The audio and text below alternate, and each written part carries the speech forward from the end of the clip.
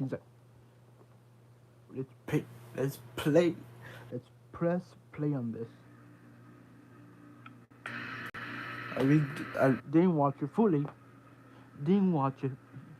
Let's hear them talk, and that's it. Nothing to be worried about. We're here. We're back. Hello. We're back. We're here. We're live. Yep. Montreal. We're live in our studio, in our brand new studio. New studio, who this? Who right? that? The palette. That is a palette that is also a coffee table. It's got coasters. You know, you recognize this, but also not a picture frame. That is actually a video screen. We're not going to make use of it today because we literally just got it installed. Screens in the future. We're going to be having a lot of fun with a lot of these. They look like static picture frames, but it's really exciting for us to have this resource here in our own studio in Montreal, so we can do more stuff here. Videos that you do all the time, interviews, whatever. So yes, hello, welcome. There are a lot of you out there. Thank you for joining us. This is actually our second live stream of the month. Also a bunch of people. Incredible delay from so many people I don't know by name.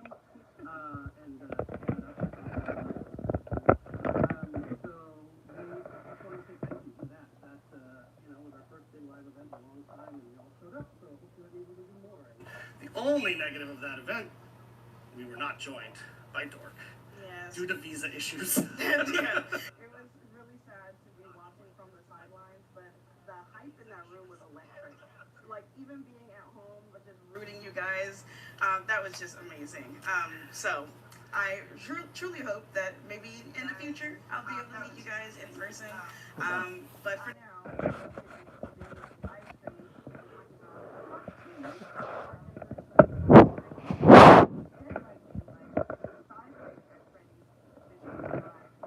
Let's go. first of all, at PAX, you guys got a little taste about what was coming with this chapter, but now we're going to be talking about Fnaf, the gameplay, and the anniversary event, which is right Sorry, around you the guys corner. cannot hear that. And now they're getting the full pizza. Yeah, the full pizza. So if you are new to Dead by Daylight, which I suspect some of you are, there are a lot of people here. I'm looking at the wrong camera. Hello, camera 2. If you're new to Dead by Daylight, I just want to quickly explain what's going on today. We're doing our stream, obviously, and generally we try to do these when we have either a release of the full chapter or, as is the case today, a PTB. If you don't know what PTB is, public test battle. What it is a test tool for us on the development team. Truly, it's a chance for us to get the build out early, find some rough edges, anything that might not be working, and get it up to gear, up to snuff for the full release, which is coming on June 17th. So I just wanted to set the stage for you in case you didn't know what PTB is, because we'll mention it a few times. I better know what TV means. Time it perfectly, so stay tuned. All right, so Five Nights at Freddy's is our most requested chapter of all time. You have wanted this for a long time. Yep, we did. Fnaf fans have wanted it for a long time. D&D fans have wanted it for a long time. I have wanted it for a long time. Now it's actually happening. So let's not delay any longer. We'll show you what's coming in the show today with the run of show. So we're going to kick things off with a segment that you've been waiting for, Five Nights at Freddy's gameplay, playing as Springtrap. And helping us out, we're going to have Jason Hugo back with us to talk about Let's Springtrap's go. gameplay, but also the Freddy Fazbear. Yes, and then next I'll be joined on the couch with Justin Banks, who's going to break down this year's anniversary event and show us everything that's been happening since the last Instant Master Raid. Then we'll have a video on the couch.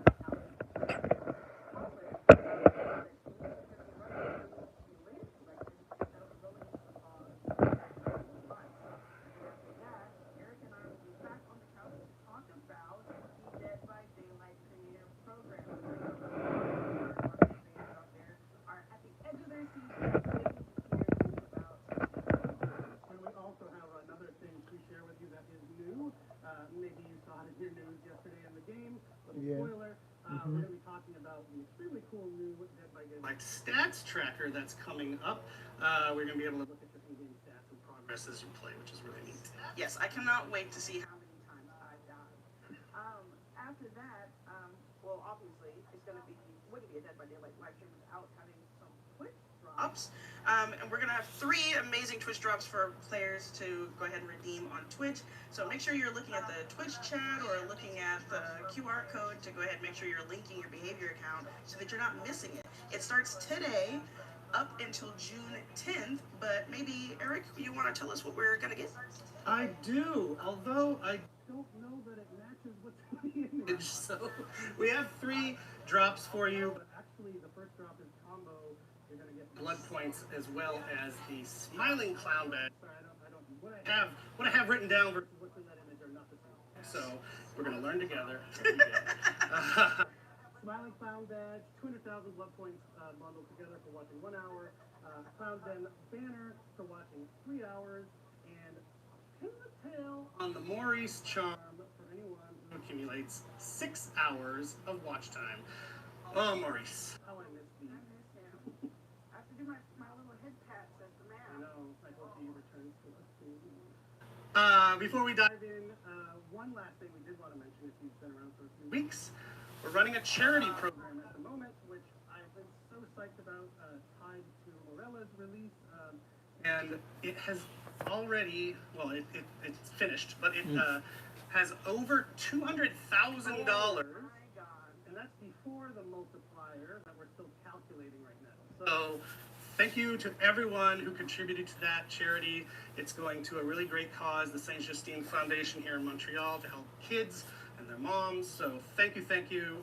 We'll announce the final number when we have it from the numbers people, but it is well over $200,000. So crazy. That's a lot of money.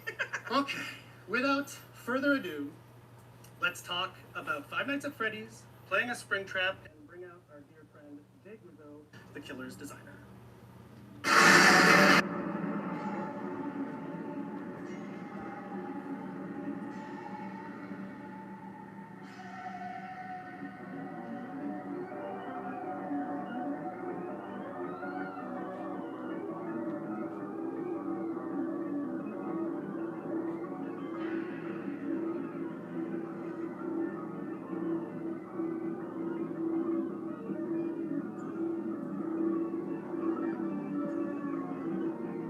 That's loud.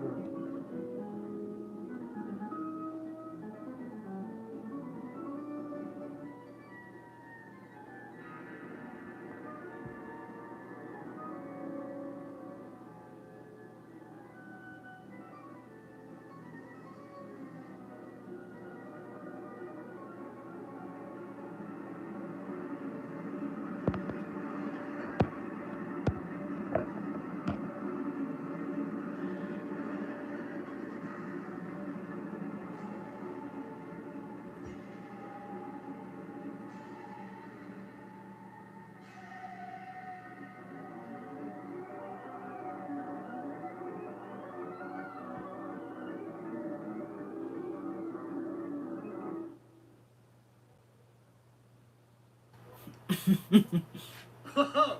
I was waiting for Jay to tell us when we're ready, but we're live. See, we told you it's live. You didn't believe us. Okay, so... That little Freddy Plus.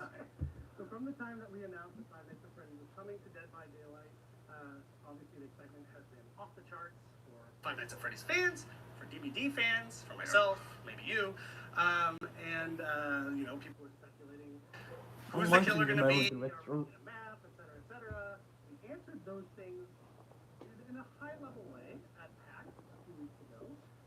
Indeed, we will have a killer. Springtrap. For the first time ever, you get to play as Springtrap instead of being terrorized by Springtrap. Well, if you're a survivor, you'll still be terrorized. And also we'll be bringing you back. So Jay has come here to join us. That's funny. And if you have watched streams before, you would know Jay from such hits as Chucky and also Dracula. Jay is the killer designer on both of those, as well as Springtrap. So, how are you doing? I'm doing great, and I'm excited to be here. I'm also excited for you to be here, Jay. So let's get into it. So as I mentioned, you worked on some pretty iconic licenses already. So when you were assigned Five Nights at Freddy's, what was it like when you first started working on that chapter? It was really interesting. I didn't have a lot of experience with it. Excuse me, my throats are a little dry today. Yeah. I was obviously aware of it. Everybody is. It's become so iconic in such a short period of time. but I'm gonna be honest, I didn't really realize how kind of deep the lore and the story went before I started kind of looking into this chapter. So it's been cool, and like the story is way more horrifying than I ever thought it would be, to be honest. Oh yes, despite how cute it is, very horrifying. And actually, I think that's a very initial common ground DVD fans and Fnaf fans will have. Deep lore on both games, much more than you'd expect. And once you dig in, it's really cool stuff, and it goes, like you said, goes places. Yeah. So I guess the way you mentioned it, sounds like you had to do a lot of research to get up to speed. Yeah, for sure. A lot of lore. Five Nights at Freddy's. Give me an excuse, I guess, a reason to become like a real big nerd of one specific franchise or IP. And that's always amazing. Five Nights at Freddy's.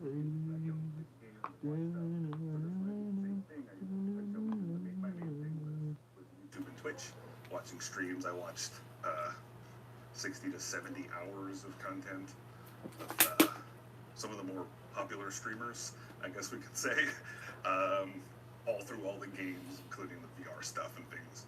You know, not just to see games and how they play, but also players, how they react, the community, how they react, what kind of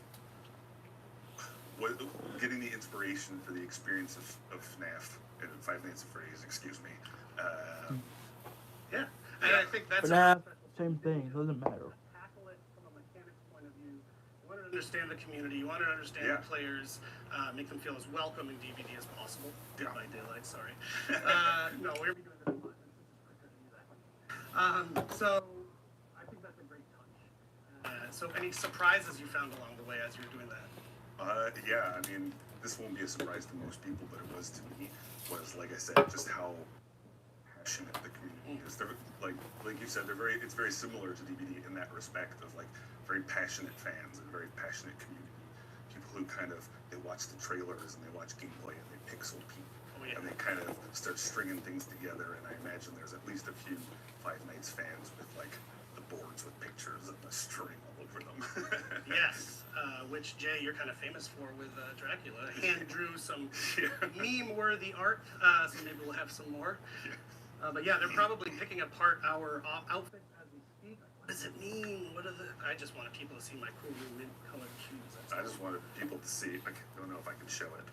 My daughter bought me Freddy Fazbear socks for Christmas. Freddy on the feet.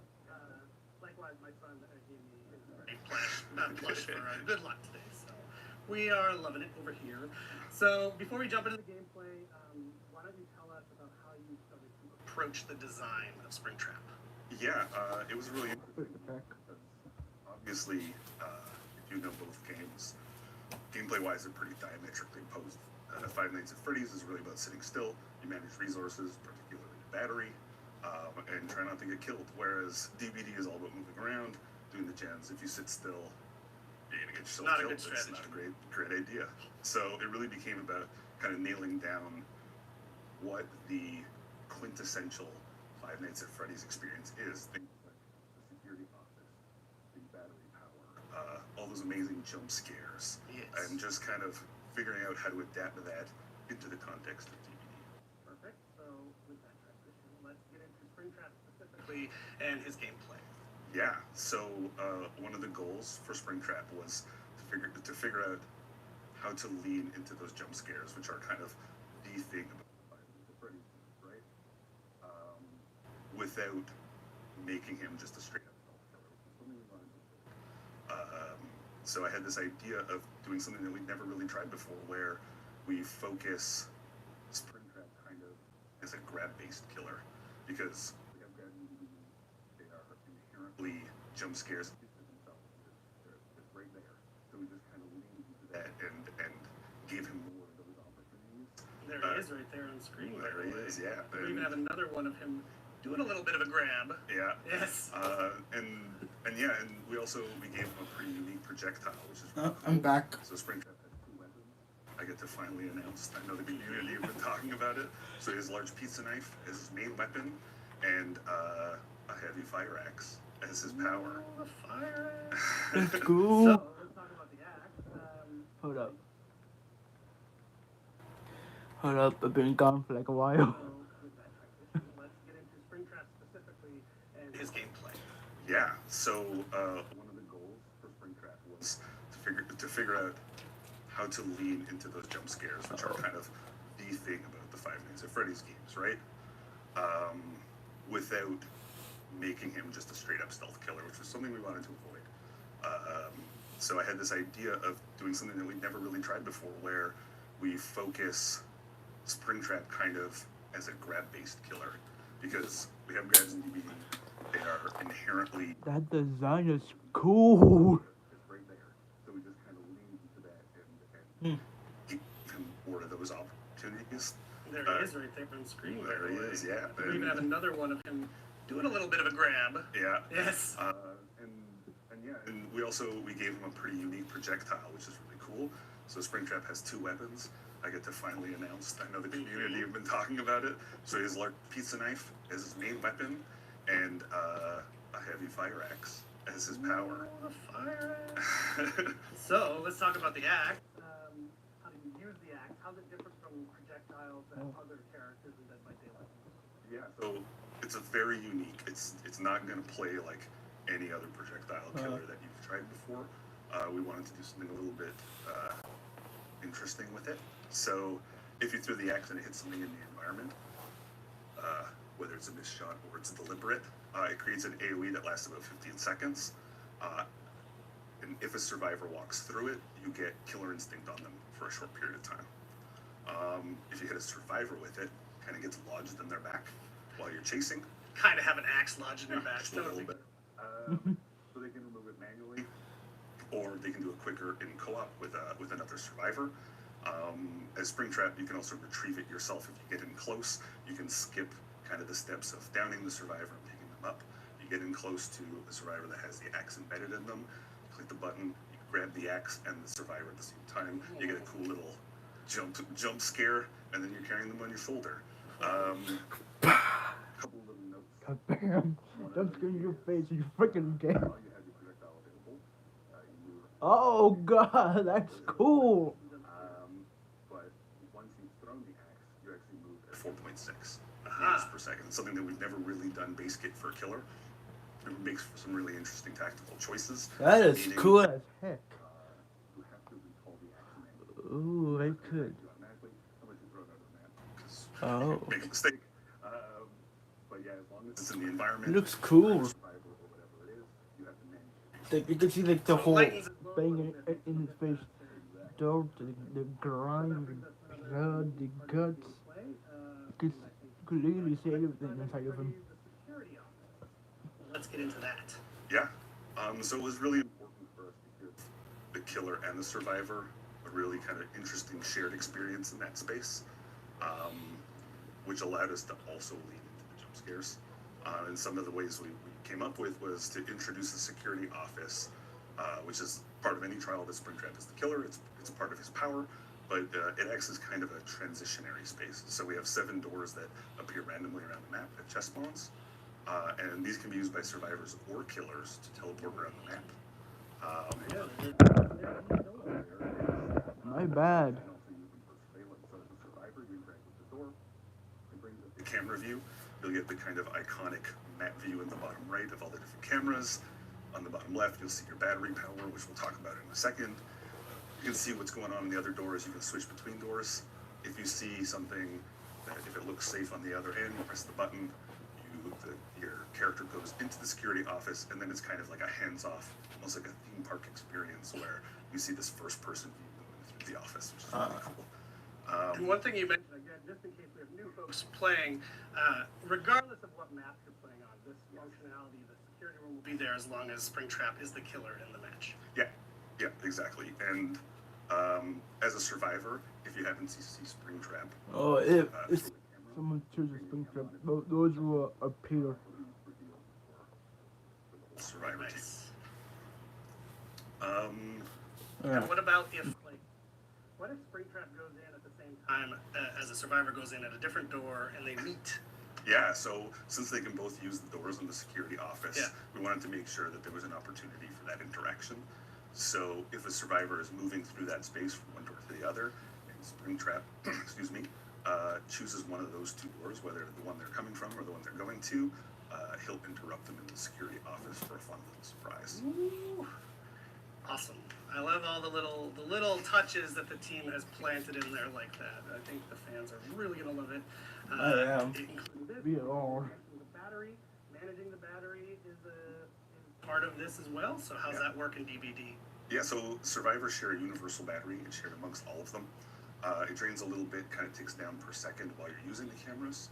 We didn't want players to just be the man in the chair and just sitting there and telling all their friends. So it drains a little bit, using the teleporter to move around the map, takes off a big old chunk in one shot, and then you have to kind of manage that battery as a team.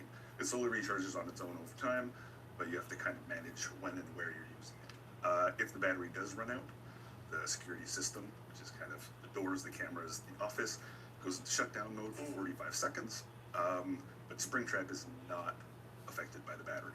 So if the survivors have kind of overplayed their hand and they shut the security office down, they've kind of given up their one bit of power in this chapter, and Springtrap can still use the doors and bounce around. Ooh, do whatever it dangerous. wants. Dangerous. Fantastic. It can put anywhere. Open the doors? Yes. So to go back to the axe, if the killer hits either a camera or a door, the whole thing with their axe, that door and the camera becomes unavailable to survivors. They can't use it to teleport away. They can't teleport to that door, and they can't see it through the camera. That's been disabled. When the killer retrieves it, that effect lingers a little bit. It becomes a really cool way of like, I need to scope this area out, but I don't want to be revealed or seen. Disable the door, move around, use it to fake the survivors out. Got it. But it's not permanent. The door can be used again after the axe has been retrieved. Unless it's in shutdown, which means the survivors can't use it anyway. Right. Cool. Okay, so speaking about moving around the map, which sounds like we have a new exciting way to do that. One of the coolest things about the chapter, in fact, is the map. Freddy Fazbear's Pizza is now a new map, a new level within Dead by Daylight for DBD fans, specifically in the Withered Isle realm. So what can you tell us about the map? Yeah, the art team and the level design team, much like me, they did a ton of research, and like, I don't say this just because we're doing the stream here, but it's becoming one of my favorite maps. I love it so much. In the same way that we worked hard at kind of integrating a lot of opportunities for jump scares into the killer gameplay, their team really wanted to make sure that they did the same when it comes to things like Easter eggs and scares around the map. So it really pays off if you're kind of an exploratory player a little bit. Amazing. So are there some areas that you want to shout out that Five Nights at Freddy's fans might recognize? Yeah, I mean, there's gonna be a lot. You'll see a lot of small references and stuff, but obviously we've recreated a lot of kind of the iconic areas from the game. But we're also letting you exit the pizzeria to explore the outside a little bit, which is really cool. And we wanted to kind of add a little bit more space to allow for more dynamic chases and whatnot. Yeah. But for the rooms, we've got the lobby, we've got the dining hall, of course, with the full animatronic band on the stage. It's very cool. And we have the arcade, which is, it's all very kind of creepily decorated like a birthday party. And, we have areas like the kitchen and even the mechanical room, which is cool. And we can see the little clips right there too. Yeah, so altogether this should kind of feel like I guess a formerly working pizzeria. Yes. And, of course, since it's Dead by Daylight, the entity's weird pustules and deformations are everywhere to remind you exactly of where you still are. And you're making a judgment call on those pustules there, Jay. But if you're a Five Nights at Freddy's fan, I think you're really going to love the map. They've done a lot of really cool work. Yeah, it's super fun. And it looks really good, too. The art team knocked it out of the park.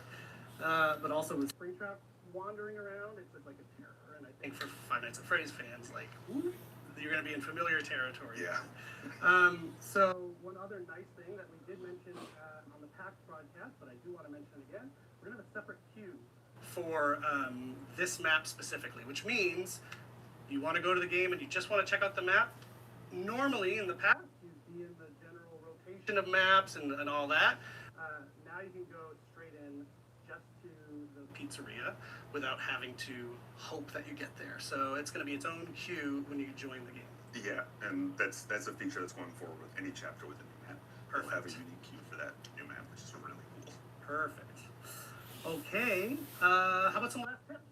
For survivors and for killer players. Yeah, so for the killer, as Springtrap, get used to the arc of the projectile. As I said, it's super unique compared to other projectile killers. We've done something that really allows you to kind of pull off some pretty gnarly trick shots. We've seen some really interesting ones on our internal playtests. It's been super fun. So test that out, get used to it, and take advantage of the jump scares. Oh yeah. Especially if you're playing with your friends, hearing them shout in your ear is always a great time. But for survivors, take advantage of the cameras and the doors. It may seem a little unsafe because you can be interrupted or whatever, but they're really valuable tools if you get used to them and you use it to reveal the killer and kind of scoping out the area. You'll get more of an advantage out of them than I think you realize at first. Heck yeah. But yeah. Well, Jay, thank you so much, as Thank you. always, for joining us on the couch with your wonderful work and the fun stuff that you've planted in there. Soon enough, people will get to play around with it. I know you're going to be glued to your Twitch screen so you can watch people play it, test it out. Thank you so much for joining us. Can't The show wait. must roll on. So next, we're going to bring out our friend Justin Banks to fill you in on DBD's anniversary event that's right around the corner. Bye, everybody. I think that was it for us. See you guys next time on Bond the Game Legend. This is me signing out.